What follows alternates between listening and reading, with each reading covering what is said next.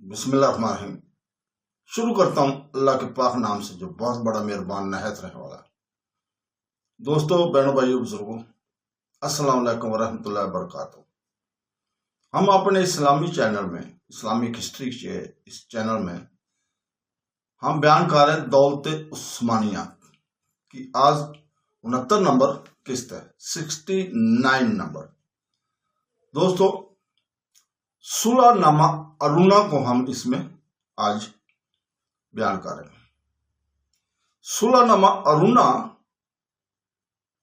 اس صلح نامہ کی روح سے زاران یورپین لڑکی، یورپین ٹرکی کے وہ تمام مقامات دولت عثمانیہ کو واپس کر دیے جن پر روسی فوجوں نے قبضہ کر لیا تھا۔ البتہ دریائے ڈانوب کا دہانہ اور مولڈویا کا ایک حصہ جو ڈانوب کے بائیں سال پر واقع تھا، سلطنت روس میں شامل کر لیا گیا۔ وسطی یورپ، خصوصاً آسٹریلیا کی تجارت کے لیے اس علاقے اور ڈانوب کے دہانہ کا قبضہ نہایت ہی اہم تھا۔ ایشیا میں آنا پختز ایک اور چند دوسرے قلعوں اور علاقوں کے علاوہ بقیہ تمام فتوحات سے روس دستبردار ہو گیا تھا۔ مولڈویا اور ولیچیا کے لیے یہ طے پایا کہ ان کے امیروں کا انتخاب آئندہ مدت العمر کے لیے ہوا کرے گی۔ کسی ترک افسر کو ان کے معاملات میں دخل دینے کا حق نہ ہوگا اور نہ ان ریاستوں میں کسی مسلمان کو بود و پاش اختیار کرنے کی اجازت ہوگی۔ وہاں کے مسلمانوں کو 18 ماہ کی مہلت دی گئی کہ اپنی جائیدادیں فروخت کر ڈالیں۔ باب علی کے فرما روائی صرف نام کے لیے باقی رہ گئی تھی اور اس کے لیے جو سالانہ خراج منظور ہوا وہ بھی 2 سال کے لیے معاف کر دیا گیا۔ ایسی ہی آزادی سرویا کو بھی دی گئی اور یہ قرار پایا کہ معاہدہ آگ کرمان کی ان تمام دفعات پر جن کا تعلق سرویا سے بھی ہے فوراً عمل درآمد شروع کر دیا جائے۔ بلگراد اور اس کے سوا قلعوں کے علاوہ سربیا کے تمام قلعوں سے ترکی دستے ہٹا لیے جائیں۔ بلگراد اور کوئی ترک اس صوبے کے کسی دوسرے حصے میں نہ رہنے پائے۔ سلسٹریا دولت عالیہ کو واپس کر دیا گیا، لیکن یہ طے پایا کہ ڈانوب کے دوسرے قلعے مسمار کر دیے جائیں۔ یہ بھی طے پایا کہ بحر اسود، باسفورس اور دردنیال کو روس کی تجارتی جہازوں کے لیے کھول دیا جائے۔ دوران جنگ میں روس کی تجارت کو جو نقصان پہنچا اس کی تلافی کے لیے 750 پاؤنڈ بطور تاوان ادا کیے جائے اور اس کے علاوہ 50 لاکھ پاؤنڈ تاوان جنگ حکومت روس کو ادا کیے جائے۔ اس رقم کی ادائیگی کے لیے 10 سالانہ قسطیں مقرر کر دی گئی اور روس کو یہ حق دیا گیا کہ جب تک پوری رقم ادا نہ ہو جائے وہ اپنے مقبوضات سے کلیتاً دستبردار نہ ہو۔ چنانچہ یہ تصریح کر دی گئی کہ پہلی قسط کی ادائیگی کے بعد روسی فوجیں اور نہ کہ تخلیہ کریں گی، دوسری قسط کے بعد کوہ بلقان سے واپس چلی جائیں گی، تیسری قسط کے بعد دریائے ڈانوب کے اس پار چلی جائیں گی اور جب تک بقیہ قسطیں ادا نہ کی جائیں گی یعنی 10ویں سال تک مولڈویا اور ولیچیا پر روس کا قبضہ باقی رہے گا۔ صلح نامے کی دفعہ 10 کے روح سے باب علی نے معاہدہ لندن مورخہ جولائی 1827 عیسوی نیز منضبط لندن مورخہ مارچ 1829 عیسوی کی شرائط جو انگلستان، فرانس اور روس کے درمیان طے ہوئے تھے منظور کر لیے۔ نتیجہ یہ ہوا کہ یونان ایک خود مختار مملکت قرار پایا۔ اس کی حد خلیج ارتا اور خلیج وولو کے درمیانی خطہ سے متعین کر دی گئی۔ اس خط کے شمال میں تھسلی اور البانیہ کے صوبے دولت عثمانیہ کی سرحدی صوبے قرار پایا گئے۔ جزیرہ آونین پر برطانیہ کا قبضہ قائم رہا، لیکن کریٹ اور وہ جزیرے جو تھریس اور ایشیائی ساحل سے قریب تھے دولت علیہ کی فرمانروائی میں رہنے دیے گئے۔ محمود کو اس صلح نامے سے بے حد صدمہ ہوا اس پر دستخط کرتے وقت اس کی آنکھوں سے آنسو جاری ہو گیا اور ہفتوں شدید حزن اور ملال کے حالات میں وہ محل میں پڑا رہے اور کہیں باہر نہیں نکلے۔ اس صدمہ کی شدت اس وقت اور بھی بے پناہ ہوگی جب صلح نامہ کی تکملہ کے بعد اسے روسی فوج کی اصل قوت کا علم ہوا اور اس نے معلوم کیا کہ ڈپیش کا پورا لشکر 17,000 سے زیادہ نہ تھا۔ اگر روسی فوج کے متعلق غلط اطلاعات کی بنا پر وہ اپنے وزیروں کے اصرار سے مجبور نہ کیا گیا اور چند دنوں اور صلح سے انکار کرتا رہتا تو ڈپیش کی دھمکیوں کی ساری حقیقت بہت جلد کھل جاتی اور اس کی خستہ اور پریشان حال فوج کا کوئی سپاہی سلامتی کے ساتھ واپس نہ جا سکتا۔ صلح نامہ ارونا کے دوسرے ہی سال جولائی 1830 میں دولت عثمانی کی کمزوری سے فائدہ اٹھا کر فرانس نے الجزائر پر قبضہ کر لیا۔ یہ صوبہ اگرچہ دولت علیہ سے عملاً آزاد ہو چکا تھا، تاہم اس کی فرمانروائی اب بھی تسلیم کرتا تھا اور اس کی عمل کا تقرر باب علی ہی کی طرف سے ہوا کرتا تھا۔ لیکن چونکہ جنگ روس میں عثمانی فوجوں کو بہت نقصان پہنچ چکا تھا اور صلح کے بعد سلطنت کے مختلف حصوں میں بغاوت کے آثار نمایاں ہو رہے تھے، اس لیے محمود کو یہ تلخ گھونٹ بھی مجبوراً پینا ہی پڑا۔ عام طور پر لوگوں نے گزشتہ جنگ کی شکستوں کا سبب محمود کی فوجی اصلاحات کو قرار دینا شروع کیا اور یہ خیال اس کثرت سے پھیلتا گیا کہ 1830 سے 1833 تک سلطنت کے مختلف حصوں میں بغاوتیں برپا ہو گئی۔ یورپین صوبوں میں زیادہ شدت بوسنیا اور البانیہ کی بغاوتیں تھیں، جن کی فروغ کرنے میں صدر اعظم رشید پاشا کو بڑی دقتوں کا سامنا کرنا پڑا تھا اور شاہی خزانہ پر جو پہلے ہی تقریباً خالی ہو چکا تھا اور بھی زیادہ پڑتا گیا۔ ایشیائی صوبوں کی شورش میں بھی کم تشویشناک نہ تھی، مگر سب سے زیادہ خطرناک مصر کی حالت تھی، جو عنقریب اعلان جنگ کرنے والا تھا۔ محمد علی پاشا کے حوصلے روز بروز بڑھتے ہی جا رہے تھے۔ وہ صرف نام کے لیے باب علی کا متی تھا، ورنہ حقیقتاً ایک خود مختار فرما روا کی حیثیت سے اختیار کر چکا تھا۔ مصر میں اپنی حکومت کو پوری طرح مستحکم کر کے وہ تو اب خود سلطنت عثمانیہ کے تخت کا حوصلہ کر رہا تھا۔ نوارینو کی شکست کے بعد اس نے اپنا جنگی بیڑا اثر نو تعمیر کر لیا تھا۔ اس کے پاس ایک اور آزمودہ کار اور اعلیٰ درجے کی تربیت یافتہ فوج بھی تھی، جس کے افسر زیادہ تر فرانسیسی تھے، اور اس فوج کا سپہ سالار خود اس کا لڑکا ابراہیم پاشا تھا، جس کی فوج قابلیت اور شجاع کا سکہ جنگی یونان میں بیٹھ چکا تھا۔ یونان کی بغاوت فروغ کرنے کے لیے جب محمود نے محمد علی پاشا کو طلب کیا تھا، اس خدمت کے معاوضہ میں اسے مصر کے علاوہ شام، دمشق، طرابلس، واقع ایشیا اور کریٹ کا والی بھی بڑھا دینے کا وعدہ کیا تھا۔ لیکن چونکہ جنگ یونان کا نتیجہ دولت علیہ کے خلاف رہا اور ابراہیم پاشا موریہ کا تخلیہ کر کے اپنی فوج کے ساتھ مصر واپس چلا گیا تھا، اس لیے محمد علی نے جب ان 4 ولایتوں کی درخواست کی تو محمود نے صرف کریٹ کا عطا کیا جانا منظور کیا۔ یہ بات محمد علی جیسے شخص کو سخت ناگوار ہوئی۔ اس وقت تو وہ خاموش ہو گیا، لیکن شام پر حملہ کرنے کے لیے موقع کا انتظار کرتا رہا۔ اتفاق سے 1831 میں اس ایک ہلا ہاتھ آ گیا، ایک بہانہ یہ ہاتھ آ گیا۔ کچھ مصریوں نے بھاگ کر عکا میں پناہ لی تھی۔ محمد علی نے عبداللہ پاشا والی عکا کا لکھا تو ان باغیوں کو حوالہ کر دو۔ اس نے انکار کیا۔ یہ عذر محمد علی کے لیے بہت کافی تھا۔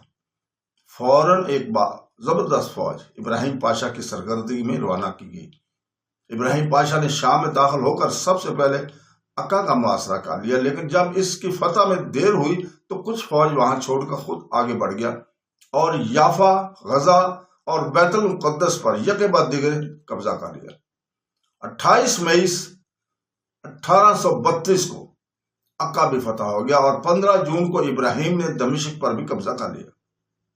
ابراہیم پاشا کی حملہ کی خبر قسطنطنیہ تک پہنچی تو سلطان نے ایک فوج حسین پاشا کی قیادت میں روانہ کی، لیکن ابراہیم ترکوں کے مقدمات اور خواہش کو شکست دے کر حلب میں داخل ہو گیا تھا۔ 29 جولائی کو بیلان کے مقام پر اس نے خود حسین پاشا کو سخت شکست دی۔ ایشیا کوچے کا راستہ اب کھلا ہوا تھا۔ محمود نے رشید پاشا کو تازہ فوج کے ساتھ روانہ کیا۔ 29 اکتوبر سن 1832 کو پونیا میں مقابلہ ہوا، جس میں رشید پاشا کو شکست ہوئی۔ اس کے بعد ابراہیم کو تاہیہ کی طرف بڑھا اور وہاں پہنچ کر بھروسہ کا قصد کیا، جو دولت عثمانیہ کا پہلا پایا تخت رہ چکا تھا۔ ایسا معلوم ہوتا تھا کہ شام کی طرح ایشیا کوشک پر بھی بہت جلد اس کا تسلط قائم ہو جائے گا۔ ان فتوحات کے بعد آئندہ سال قسطنطنیہ پر حملہ کا خطرہ ایک بالکل قدرتی عمل تھا۔ محمود نے اس خطرہ کو محسوس کر کے سب سے پہلے برطانیہ سے مدد کی خواہش کی، لیکن اسے صاف جواب دیا۔ روس اس موقع کا منتظر ہی تھا۔ چنانچہ دسمبر 1832 میں نیکولس نے جنرل موراف کو خاص اس غرض سے قسطنطنیہ بھیجا کہ سلطان کے سامنے ابراہیم کی فتوحات کا خطرہ ظاہر کر کے قسطنطنیہ کی حفاظت کے لیے روس کی مدد پیش کرے۔ لیکن باوجود اس خطرہ کے محمود کو روس کی مدد قبول کرنے میں تامل تھا۔ موراف کے جب باب علی میں ناکامی ہوئی تو وہ سیدھا اسکندریہ پہنچا تاکہ محمد علی پر دباؤ ڈال سکے، کم سے کم ابراہیم پاشا کو آگے بڑھنے سے روکے۔ زار کی اس تشویش کو صرف یہ نہ تھا کہ قسطنطنیہ پر ابراہیم کا قبضہ ہو جائے گا، بلکہ وہ متحد معاہدے بھی مارز خطر میں تھے جو روس اور دولت علیہ کے درمیان ہو چکے تھے اور جن سے روس نے بہت سے حقوق حاصل کر لیے تھے۔ زار جو بحر روم میں اپنے جہازوں کی آمد و رفت کے لیے آبنائے باسفورس اور دردنیال کو کھلا رکھنا چاہتا تھا، اس بات کے لیے کسی طرح تیار نہ تھا کہ آل عثمان کے کمزور فرما رواؤں کے بجائے محمد علی کا طاقتور خاندان قسطنطنیہ کے تخت پر قابض ہو جائے۔ اس درمیان میں محمود کو اندازہ ہو گیا تھا کہ روس سے مدد لینے کے سوا کوئی چارہ نہیں ہے۔ چنانچہ اس نے نہ صرف ایک جنگی بیڑے کی خواہش کی بلکہ بڑی فوج بھی طلب کی۔ 20 فروری سن 1833 کو 4 جنگی جہاز 6000 فوج لے کر باسفورس میں داخل ہوئے اور قسطنطنیہ کے سامنے ننگر انداز ہوئے۔ ان جہازوں کی آمد سے برطانیہ اور فرانس دونوں کو نہایت تشویش ہوئی اور انہوں نے سلطان پر دباؤ ڈالا کہ روسی بیڑا واپس کر دیا جائے۔ زار نے جواب دیا کہ جب تک ابراہیم اپنی فوج کے ساتھ کوہ طور کے ساتھ اس پار لوٹ نہ جائے گا، اس کے جہاز واپس نہ جائیں گے۔ ادھر محمد علی کو اصرار تھا کہ پورا شام فلسطین کا ایک حصہ اور عطا کی اہم بندرگاہ اور ضلع اس کے حوالہ کر دیے جائے۔ مارچ میں سلطان نے شام، حلب اور دمشق دے کر صلح کر لینی چاہیے، مگر محمد علی اپنے مطالبات میں کوئی تخفیف منظور نہیں کی۔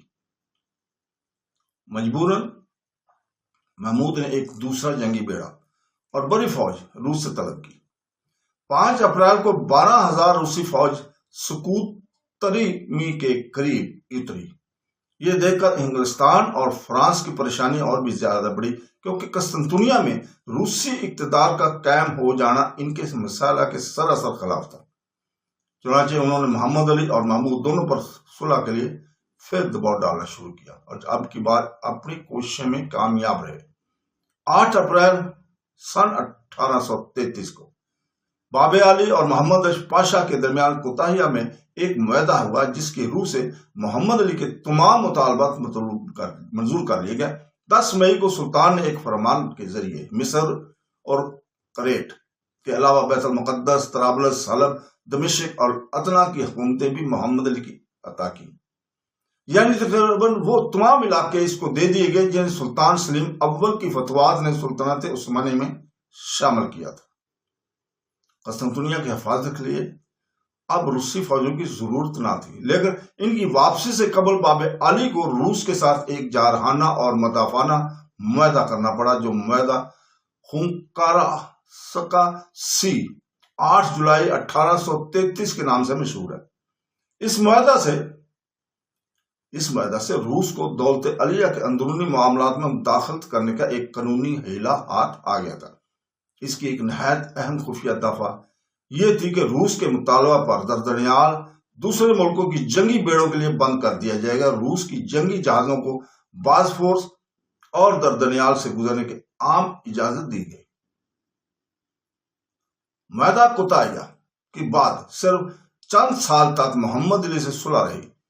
سن 1839 اس میں پھر جنگ شروع ہو گئی۔ محمود کے لیے شام اور فلسطین کے علاقے میں محمد علی کے منصوبے تشویش کا باعث ہو رہے تھے۔ دوسری طرف محمد علی خود اختیاری سے کام کرنا نہ تھا اور جو ولایتیں اسے دی گئی تھیں ان کا خود مختار فرما روا بننا چاہتا تھا۔ دونوں اپنی جگہ غیر مطمئن تھے اور آئندہ جنگ کی تیاریاں کر رہے تھے۔ ابتدا محمد علی نے کی۔ 1838 میں جب وہ اپنی تیاریاں مکمل کر چکا تو باب عالی میں سالانہ اخراج بھیجنے سے انکار کر دیا۔ یہ گویا عملی خود مختاری کا اعلان تھا۔ اس کے بعد حرم نبوی صلی اللہ علیہ وسلم کی حفاظت کے لیے جو ترکی دستہ مقرر تھا اسے برطرف کر کے اس نے اپنا عربی دستہ وہاں متعین کر دیا۔ یہ سلطان کی فرما روائی سے آزاد ہونے کا دوسرا اعلان تھا۔ محمود نے اس کے پاس حکم بھیجا کہ ترکی دستہ حرم نبوی صلی اللہ علیہ وسلم میں پھر متعین کر دیا جائے، خراج کا بقایا ادا کر دیا جائے، ولایت مصر پر محض ایک والی کی حیثیت سے حکمرانی کی جائے۔ لیکن محمد علی نے ان میں سے ہر حکم کی تعمیل سے انکار کر دیا۔ اس پر محمود نے ایک فوج حافظ پاشا کی قیادت میں شام پر حملہ کرنے کی روانہ کی اور کپودان احمد فوزی پاشا کو جنگی بیڑے کے ساتھ اس کی مدد کے لیے مأمور کیا۔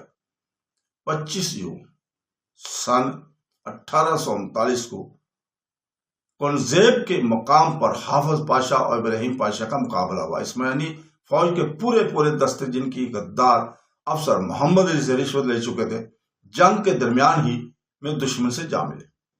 جو باقی رہ گئے تھے وہ زیادہ دیر تک مقابلہ نہ کر سکے اور منتشر ہو گئے۔ پورا توپخانہ، تمام سامان، رسد اور اسلحہ ابراہیم پاشا کے ہاتھ آیا۔